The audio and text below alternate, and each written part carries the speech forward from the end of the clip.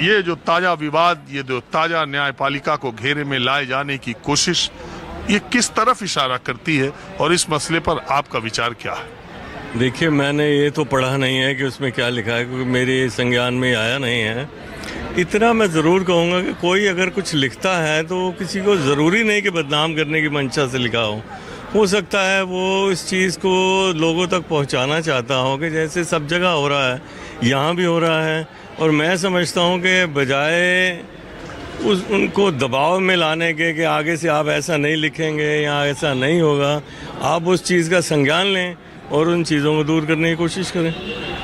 देखिए वकील साहब, मैं आपको बताता हूँ, ये जो मामला है,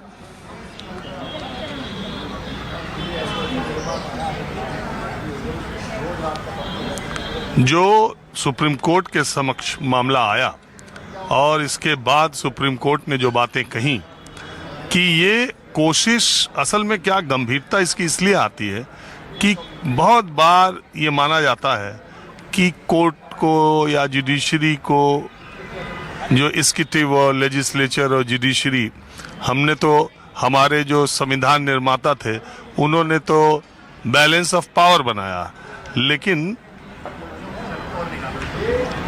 देखिए इसका कारण ये भी हो सकता है कि कई बार व्यवस्थापिका में और न्यायपालिका के बीच एक द्वंद्व भी चलता रहता है। हो सकता है कई दफ़ा अपनी बात सीधे ना कह पाते हों, तो इस तरीके से आगे की हो उन्होंने किताबों की शक्ल में। हाँ जी, हाँ जी, ये भी तो मुमकिन है। आप देख ही रहे हैं पिछले कई सालों से रस्साकशी चल तो रही है। तो बात यह है कि एनसीईआरटी में ये जो सीजीआई सख्त हुए, उन्होंने कहा कि इस पूरे प्रकरण की गहन जांच होनी चाहिए। न्यायपालिका के तौर के मुखिया के तौर पर मेरी जिम्मेदारी है कि दोषी की पहचान की जाए। मामले को तब तक क्लोज नहीं करेंगे। कुछ लोग कह रहे हैं कि जब जुडिशरी पे आई तो देखिए कितनी सख्त हुई। ऐसा लगता है कि जैसे न्यायपालिका को संस्था के तौर पर बदनाम करने की कोशिश की गई, जनमानस और छोटे बच्चों के दिमाग में एक छवि डालने की कोशिश हुई।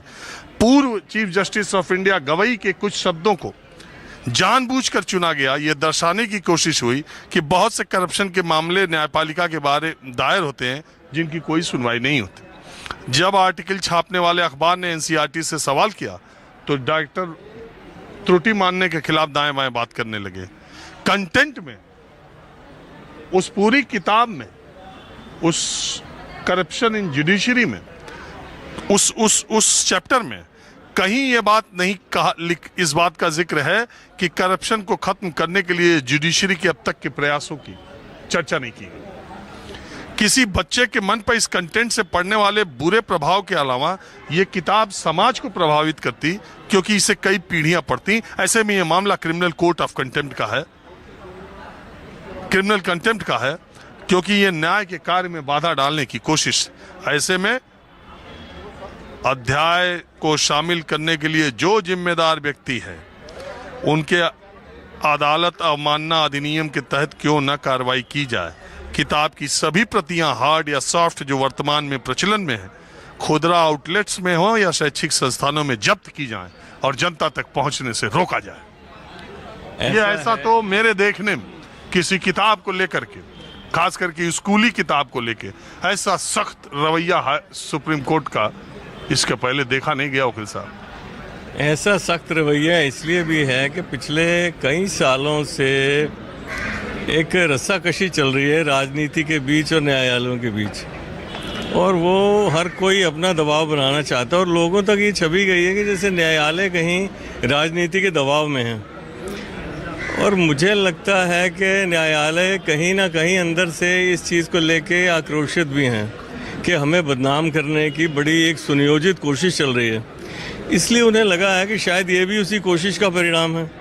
तो इस मामले में वो जांच करवाना चाहते हैं और वो चाहते हैं कि जो भी व्यक्ति है वो सामने आए जिसने ऐसा किया है। लेकिन इतना मैं ज़रूर कहूँगा कि न्यायालय में जो भी कुछ कहते हैं ना कि कोई आपकी आलोचना करे, तो सबसे पहले आप ये सोचिए कि उसने जो कहा है वो सही है कि नहीं है। अगर वो सही है तो उस पर ध्यान दीजिए, अगर नहीं है तो आगे बढ़ जाइए। अगर न्यायालय को लगता है कि वाकई जो चीज़ें उठाई गई हैं उन पे ध्यान देने की ज़रूरत है, उनका संज्ञान लेने की ज़रूरत है, तो उसे घबराना नहीं चाहिए और इस तरह की चीज़ों की जांच भी होनी चाहिए।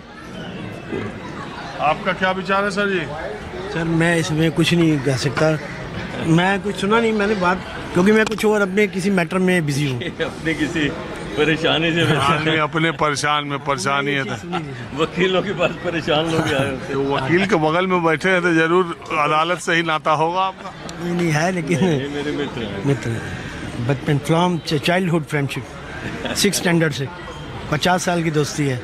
अरे मेला में बिछड़े और स्कूल में पढ़े 50 साल 40 साल वाले ही सब कॉफी होम में यहाँ आते हैं मिलने के लिए, दिल्ली वाले में जिससे मिलो वो बोलते हैं हम लोग 50 साल, स्कूल वाले कॉलेज वाले वही। सही। अभी मतलब हम 6 स्टैंडर्ड से वी आर टुगेदर एक साथ 60 पार हो गए। 65 पार हैं दोनों 60। तो आप क्या करते हैं? मैं रिटायर्ड मैं एयर इंडिया से ऑफिसर रिटायर हूँ। Air India? हाँ जी। बात करो। क्या एयर इंडिया का हाल पहले के मुकाबले अब कैसा हो गया? एयर इंडिया का हाल था मोदी जी को अभी भाई देखो ऐसा था कि आदमी की जेब में पैसा होगा तो रिटायरमेंट के बाद एक हमने ये मांगा था कि कोई पेंशन बेनिफिट देना चाहिए। आदमी बच्चों पे आश्रित है, अब 60+ वाले हमारे यही रो रहे हैं कि देखो भाई हर किसी का बच्चा तो वो नहीं होता ना, अगर बच्चा लॉयल है तो उसकी वाइफ जो है वो पता नहीं अपने सास ससुर की सेवा करने देगी नहीं। मोदी जी ने एक अच्छा काम किया कि चलो हमें CGH फैसिलिटी दे दी। हम लोग ये चाहते थे कि यार थोड़ा बहुत अभी आप LIC के आप ये सोचिए कि इतने सीनियर लेवल पे आप 2000 रुपये पेंशन दे रहे हो LIC का, शर्म आती है किसी को, बच्चों को बताते भी हंसते कि जब हमें 2000 रुपये मिलते हैं पेंशन के। तो बताओ इतने सीनियर इतने हाईली क्वालिफाइड सब हैं, और हम यही मोदी जी से लिखित में भी अभी गुजारिश कर रहे थे कि भाई थोड़ा बहुत तो होना चाहिए, क्योंकि तो हमारा आप रिटायर सारी दुनिया को हेल्प कर रहे हो, सीनियर सिटीजन को हेल्प कर रहे हो, जो बेचारे इतनों ने सेवा करी 40 साल एयर इंडिया में किया, अब उनको आप कुछ भी नहीं मदद करना चाहते। ये बड़ी अजीब सी बात है। एयर इंडिया तो बिक भी गई। तो सर बिक गई तो किसने बेचा? इसी गवर्नमेंट में नहीं तो बेचा है भाई कांग्रेस ने थोड़ी बेचा है।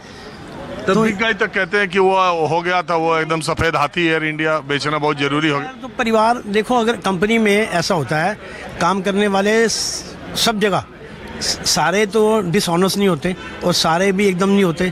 क्रीम जैसे उंगली, ये हाथ है, ये 5 है ना, सब उंगली बराबर नहीं है। आप 90% काम करते हो सकता है मैं 70% कर सकता हूँ। कंपनी का काम तो कर रहे हैं ना, कोई 50% कर रहा है, तो कंपनी को तो सबने मदद करी है ना, सबने मदद करी है। आपका कोई कोर्ट वोट में मामला फंसा है? नहीं कोर्ट में नहीं, व्यक्तिगत मामला वो अपना व्यक्तिगत मामला, हमारा कोर्ट में नहीं है। कोर्ट में तो नहीं है, दोस्त ही सारे एडवोकेट हैं।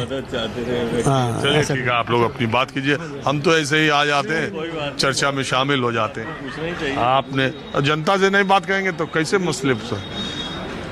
और अब कुछ और लोगों से कुछ और मसलों पर बात होगी। मैंने चूंकि मामला ये इतना टेक्निकल है, NCERT की किताब का और कोर्ट का, बहुत सारे लोगों को इस बारे में मालूम नहीं भी है। अभी तो कॉफ़ी होम में बैठने वालों की यह हाल है, सड़क पर वालों का, या आप जो कार्यक्रम देख रहे हैं शायद इस पूरे मसले से वाकिफ़ ना हो।